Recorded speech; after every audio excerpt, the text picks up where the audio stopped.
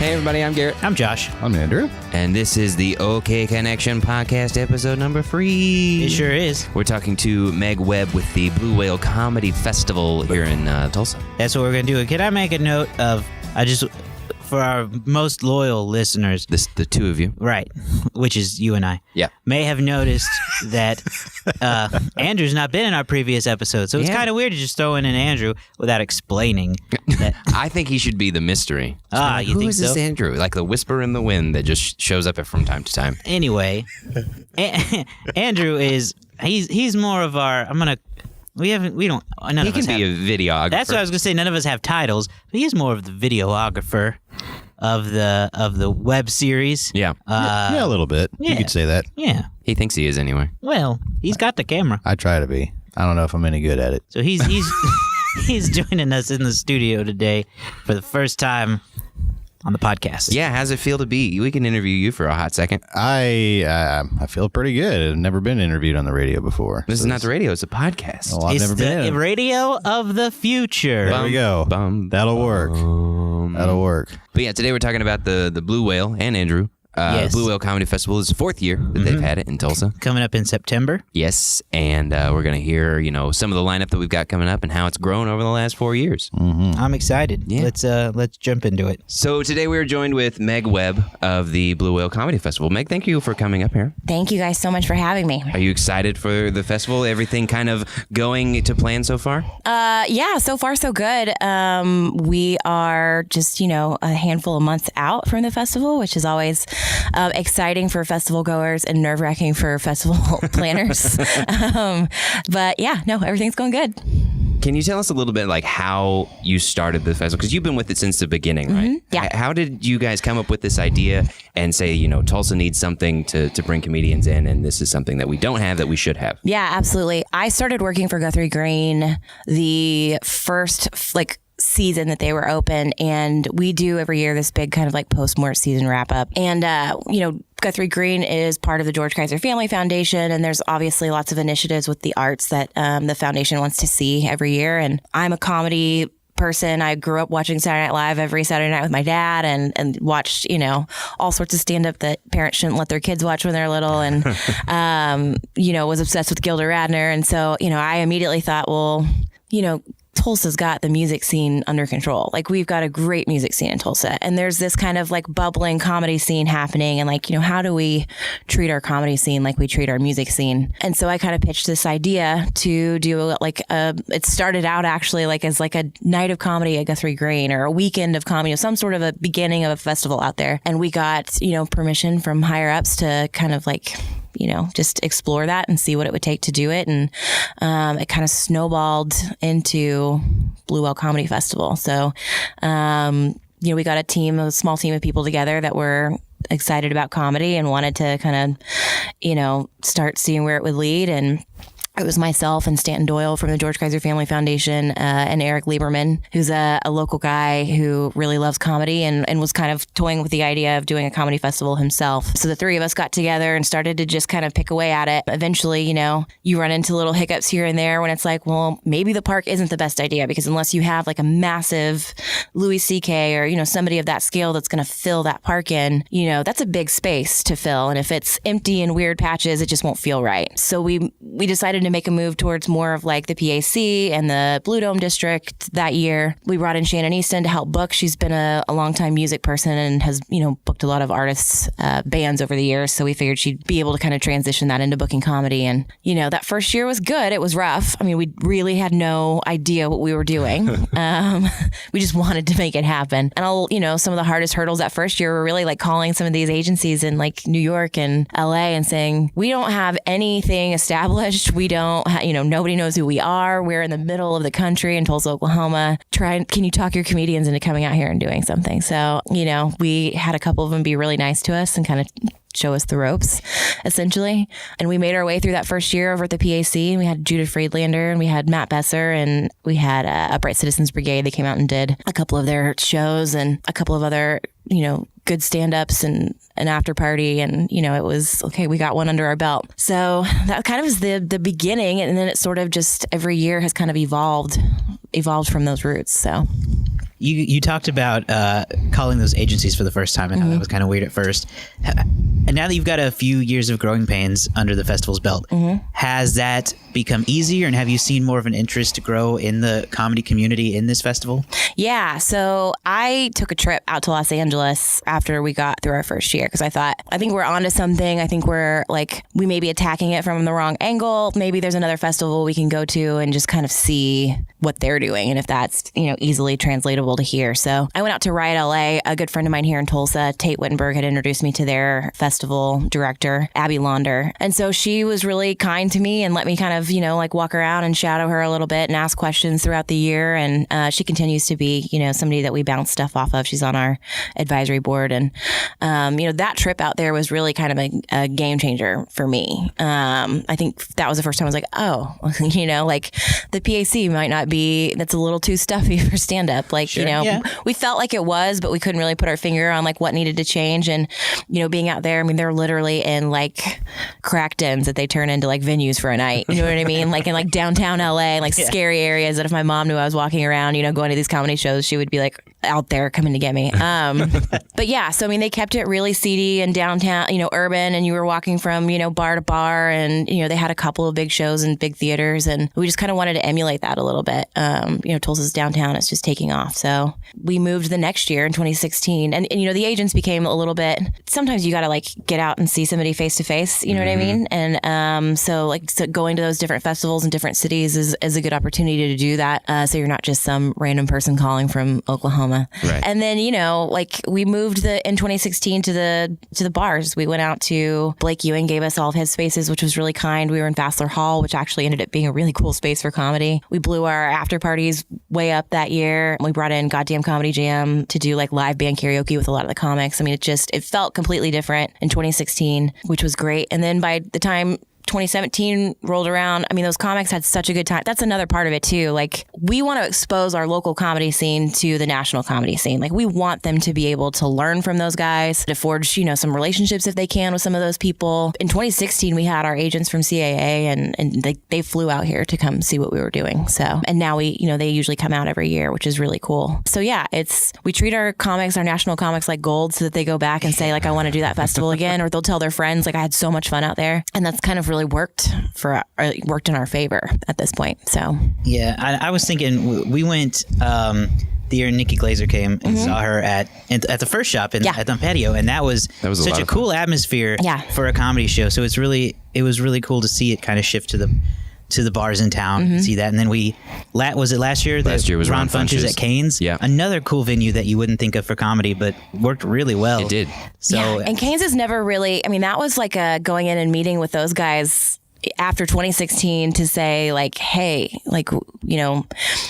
obviously the foundation has got their hands on a lot of stuff in the Brady Arts District, and Guthrie Green is over there, and the comedy festival is kind of an extension of Guthrie Green.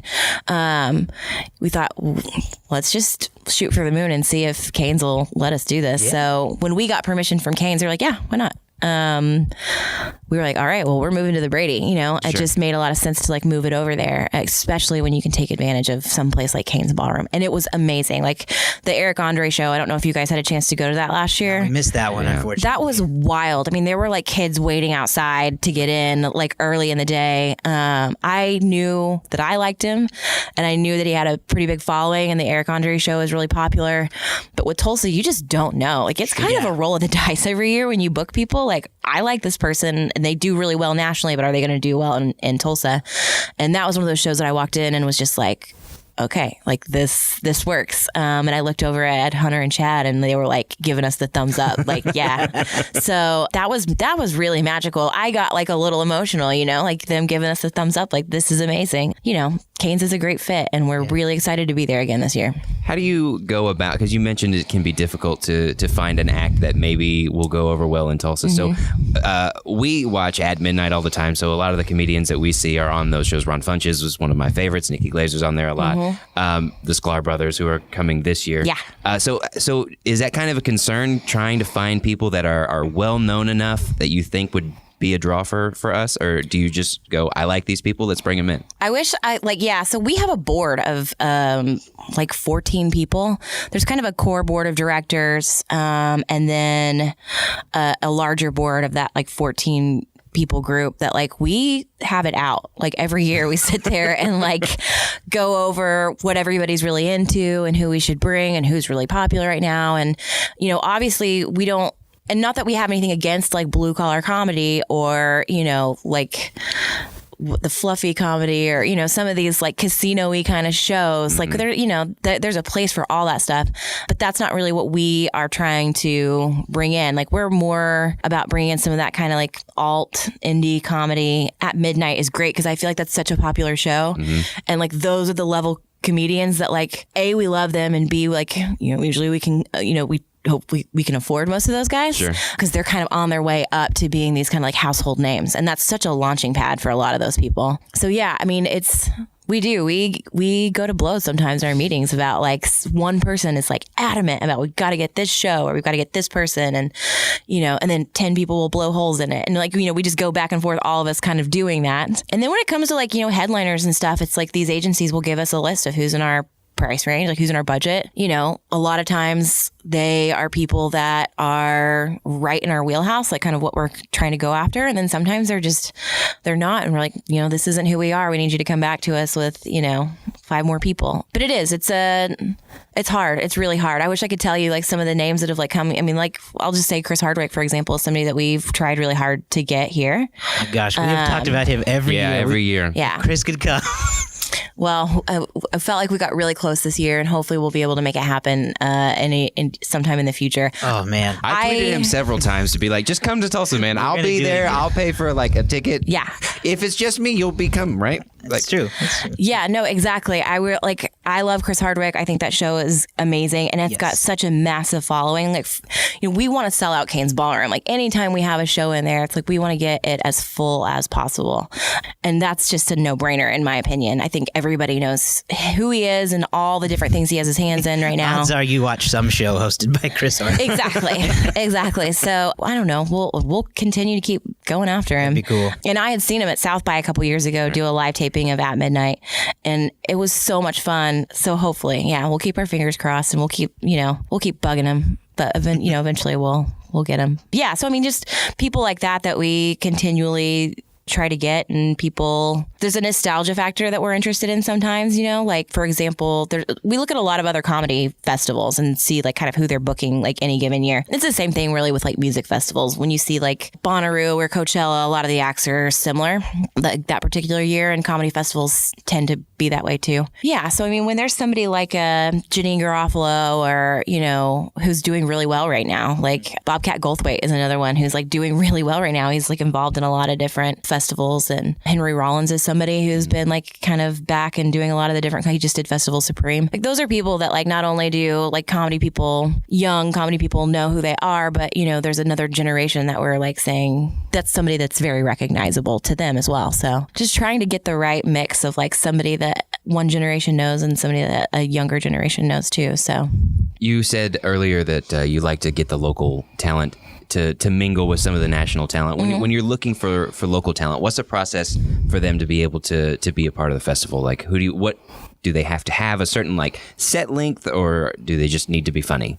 Yeah, I mean, we basically we take submissions for stand up and improv, and we've done it for the past several years. Andrew Deacon's kind of a curator of that for us, who's a local comedian, and we get submissions from everywhere. We've gotten them from literally from all over the world. And so we ask basically to send in, a short clip of them doing stand up. We don't want to see something that's been edited. We don't want to, see your greatest hits as a we want to see just raw footage of you getting up and doing what you do. Like I said, whether it's stand up or it's improv. And so, we've got a big panel of people who watch hundreds of videos, you know what I mean?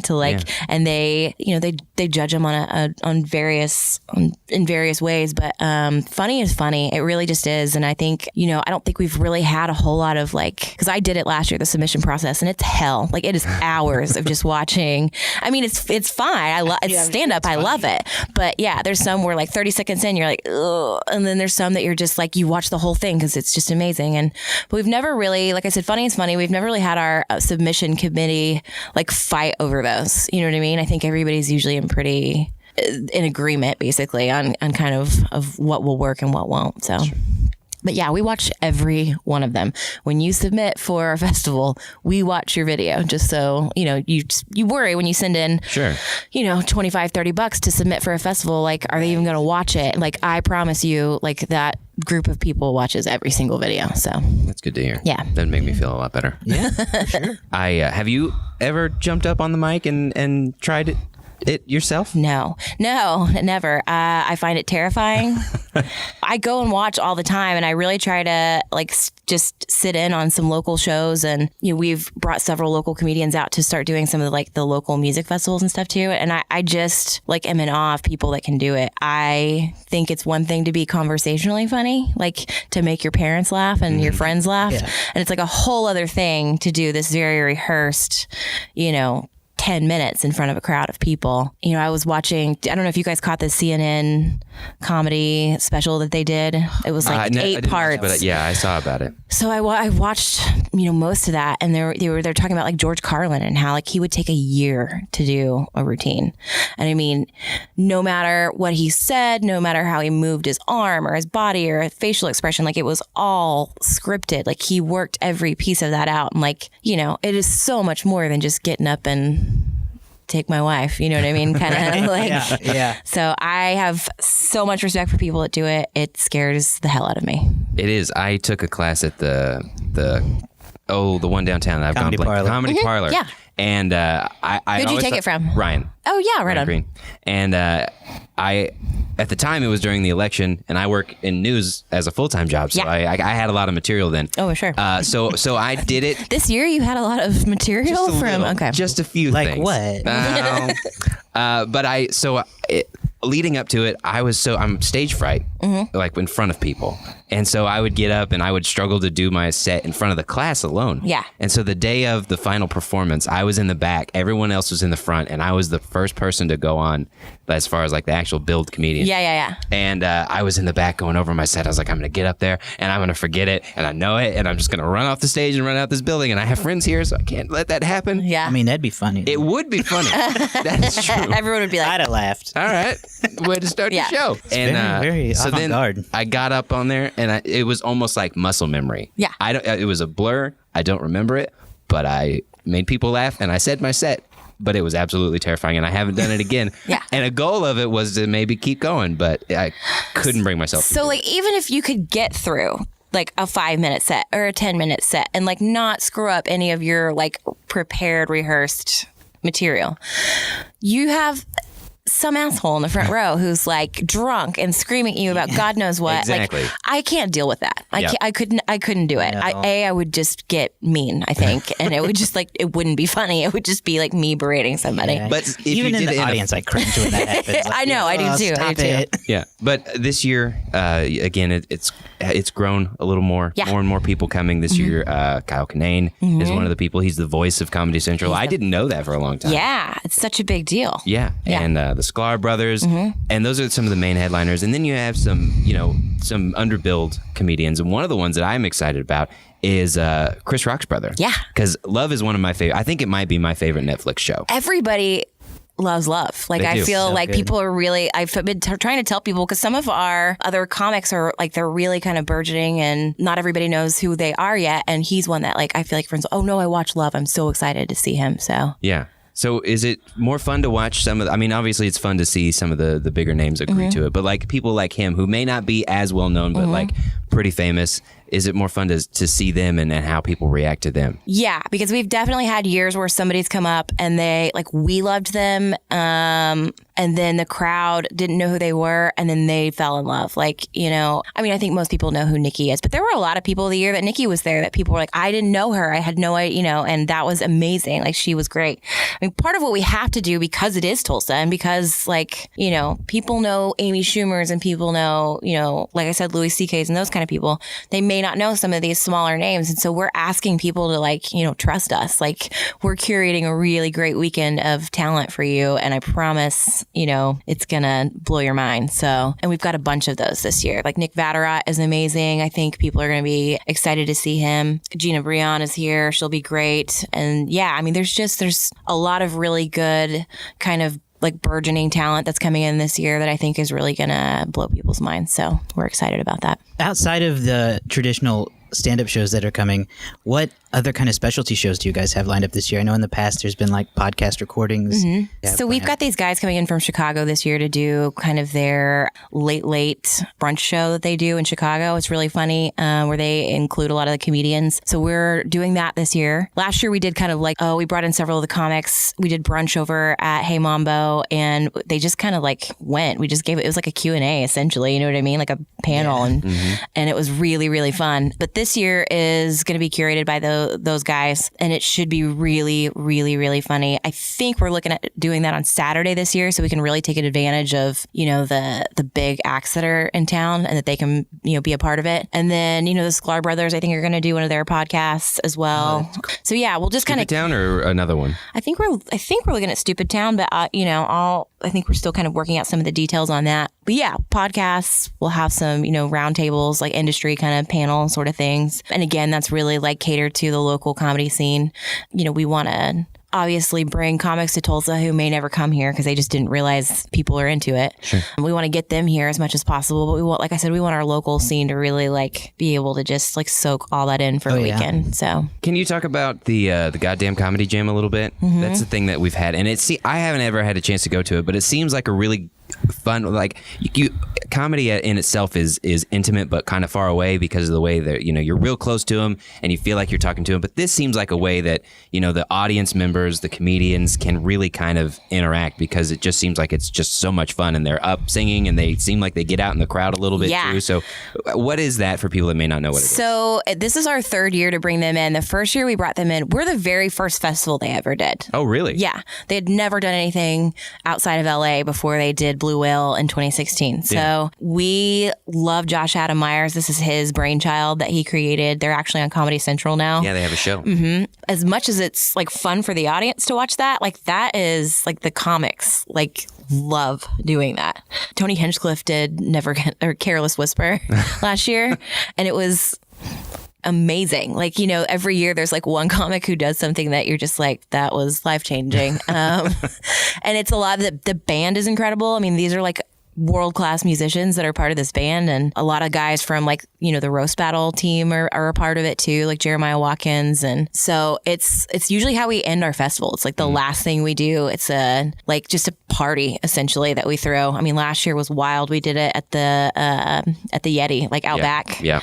And it was just crazy. It was nuts. And it was really cool to have like the downtown skyline in the background. Sure. And so yeah, like we'll do that again this year, and with the comics that we're bringing in this year, and it should be really fun. Like that's one of those things that I tell people all the time, like you don't miss that, it's a wild time. So if I want to go to the show, when is it? What kind of levels of ticketing are there? Can you just go to one show? Is there a VIP pass? Yeah. What kind of different levels do you have? You can absolutely buy tickets to individual shows if you want to. You can also do like a weekend pass, and then you can do like a VIP pass if you want to. And that the VIP pass kind of gets you access to everything, gets you in the room first, gets you like priority seating. And then, your weekend pass just, gets you into everything that you want to go see all weekend long. It just, guarantees you get in the door. So if something's going to sell out, your weekend pass will make sure that you're in the room. And then, so right now all of our tickets are on sale at bluewhalecomedyfestival.com. VIP passes go quickly. So I always tell people, like, if you're interested in that, do it now. And they'll be on sale through the festival. So it's also at Ticketfly. If anybody wants to go there, they can get our Blue Whale passes through Ticketfly too.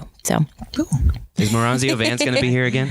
I don't think Moranzio's coming back this year. He's doing Lopez, and he's, really busy with that show, which is have you guys seen it? It's really good. I haven't seen it, no. Yeah, it's a really, really good show. And which is sad because I feel like he's family at this point. Like he's been here every year. Yeah. But Byron Bowers is coming back, and I don't know if you guys got to see him last year at Canes. Byron Bowers is one of those comedians that's like, he's friends with everybody. He's done the Eric Andre show. He's friends with Hannibal Buress. Like he's every bit as funny as those guys. And if that's what you're into, like, don't miss Byron Bowers. Like, he last year I thought was one of the best acts we had all weekend. So he'll be back too. I also wanted to ask about the film festival that you guys are doing this year. Where it's just open to anyone to submit, right?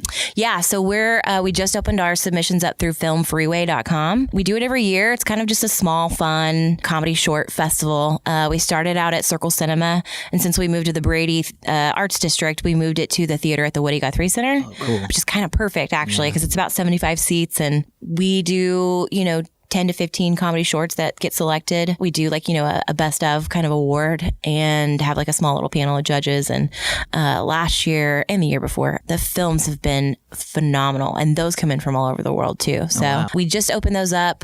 The early bird submissions are now through the end of the month, and then regular submissions will continue on till August 1st, and then we'll send out those notifications around August 15th, and we'll start promoting those films. But the comedy film festival, the comedy short film festival portion of Blue Whale has become like one of my favorite things that we do. It grows a little bit every year. I think this year we're actually going to tie in the Guthrie Green. So we'll start with those short comedy films, and then we'll have like a big film out on the lawn. Oh, cool. So we're looking at a couple of different classics, depending on who our headliner is, which we're in the process of getting that deal inked. May determine what our film is, because we'd really like to tie that person in with that.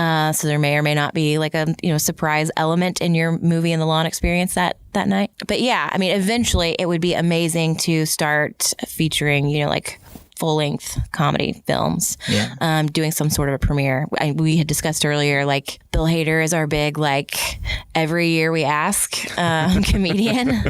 I would love to be able to premiere one of his, films at some point at Blue Whale, especially if it's opening around the same time as our festival. So we'll see. We'll just keep bugging him until he sends us legal documentation saying not to anymore.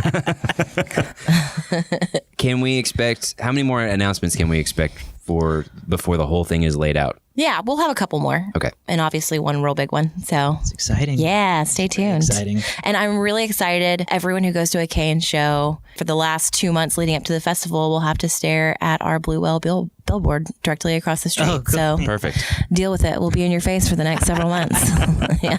So where can we find you guys on social media? What are the best ways to keep up with everything? For sure. We're on Facebook and Twitter, and we are, again, at bluewhalecomedyfestival.com. So you can kind of, all the comics that are performing, they're all on our website. Go check them out. We've got links to what they do and their bios and photographs. And, it's like anything, you'll see somebody go, oh, I know who that is. So we recommend that you hop on there and dig around. And again, that's where all of our tickets are as well. So, awesome. Meg, thank you so much for coming. I'm glad we finally got to meet you in person and chat with you. Thank you so much for having me. This was really fun. Absolutely. Our pleasure. Okay.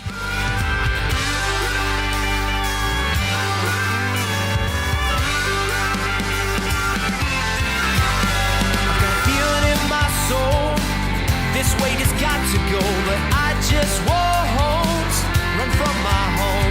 Got a feeling in my soul, someone's turning against their own, but all I know is built in